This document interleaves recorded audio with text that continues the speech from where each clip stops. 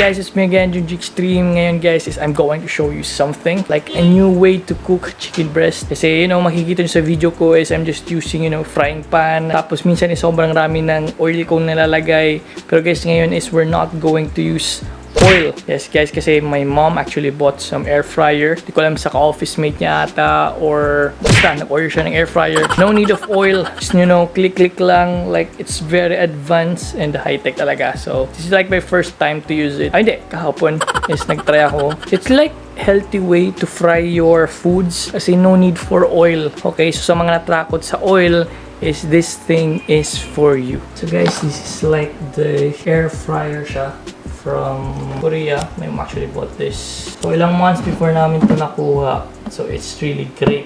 So ito guys, ito yung air fryer. Pipili lang kayo 15 minutes, 20 minutes. Depende sa lulutuin nyo eh. So yan talaga. Tapos dito yung timer. Tapos dito na lang ilalagay yung dito nyo ilalagay yung pagkain nyo. So this is our chicken breast. Tapos weigh natin 150 grams of chicken breast.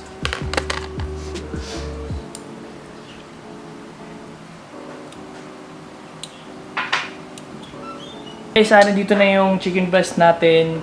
So, ilalagay natin. Hindi ko alam para siyang microwave, but it's using electricity. Ayan. So, naka-on na siya. Click natin. Tapos, 150.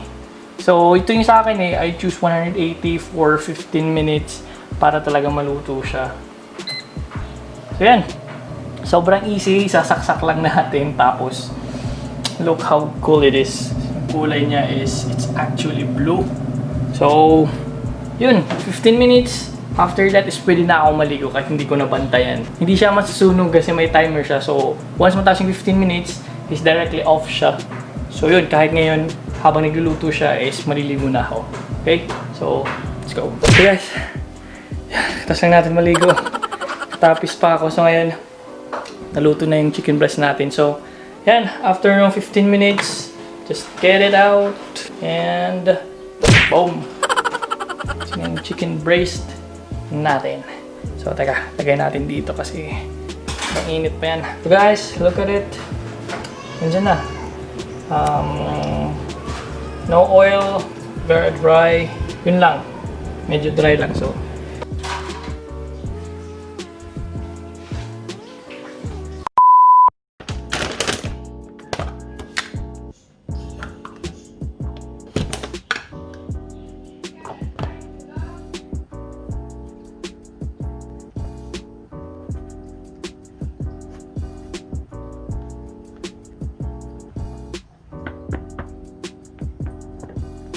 So, yung maganda sa kanya is sobrang ganya. Para wala kang sapatos. So, maganda siya pang running. Sa mga runners dyan and also sa bikers.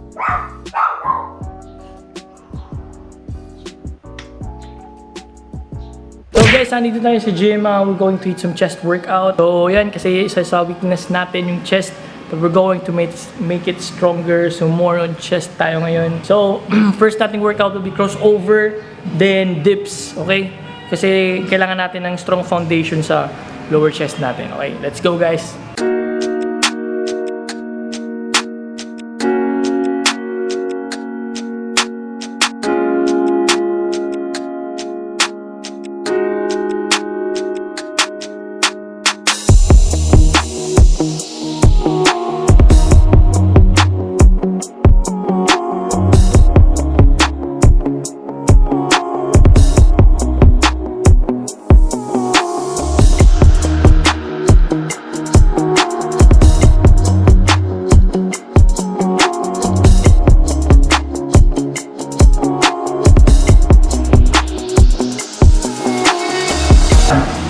Two, 3, 4, 5, 6, 7, 8, 9, 10, 11, 12. Let's take 1, 2, 3, 4, 5, 6.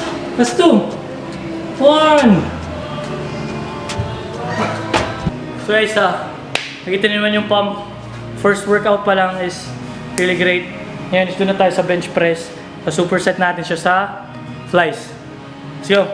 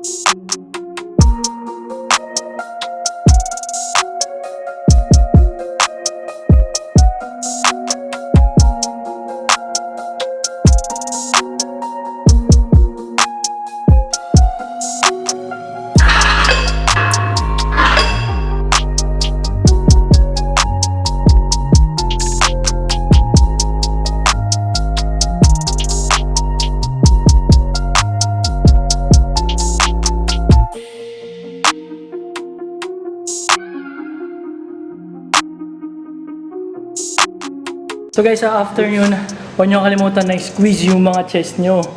Yan! Para yung blood flow. Yan! Kasi nakalimutan namin. Nakalimutan namin. So naalala ko lang ngayon. So yan, para magandang blood flow dyan sa chest nyo. And para mas maganda pa yung pump. So yun guys, second workout natin. I really love this. Bench and then flies. Kasi mas maganda nagpa-flies kayo.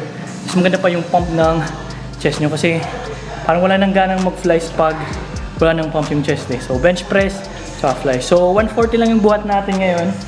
So okay na yan. Kasi superset naman to sa flies. Kailangan lang tayo mag-iingat. So nandiyo si Buha Extreme. Let's go!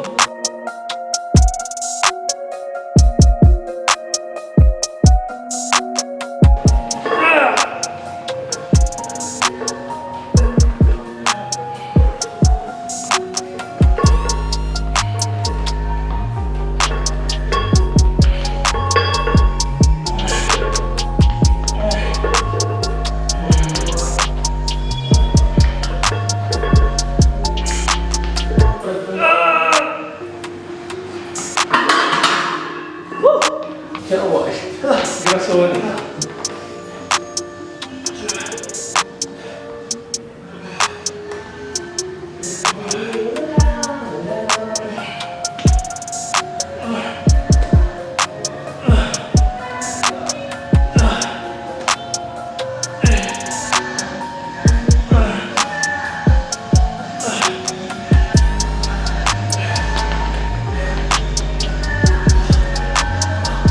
Okay guys, so kung may flat bench press tayo, hindi mo mawala yung incline bench press natin.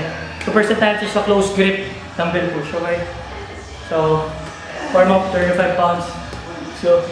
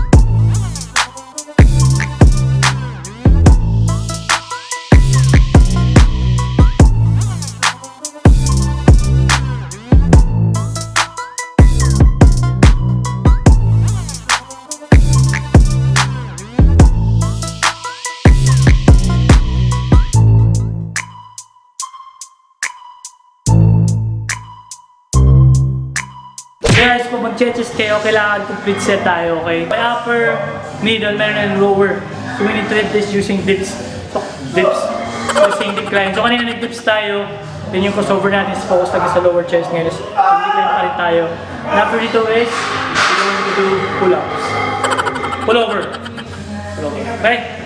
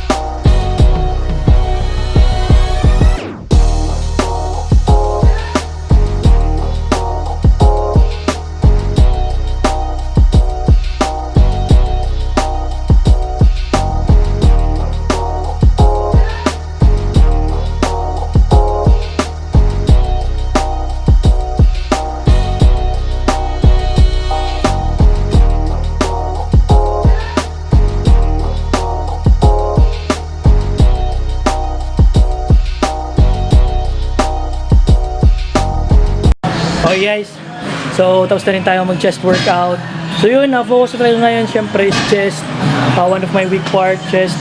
So making it stronger for you guys. Thank you so much sa mga comment nyo kasi hindi dahil sa comment, hindi ko alam kung anong weakness ko, ganyan.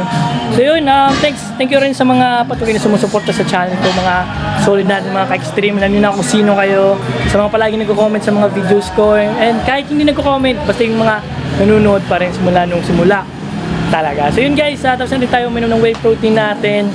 So yun, thanks for watching. Don't forget to be healthy and always kayong mag-ingat, okay? Lalo na sa mga taga Manila, na taga NCR. So yun, thank God guys.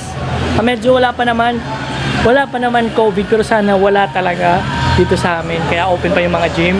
So yun, thanks for watching. Huwag niyo kalimutang supportan yung channel ko. Clicking the subscribe button, notification bell para din sa mga videos. So,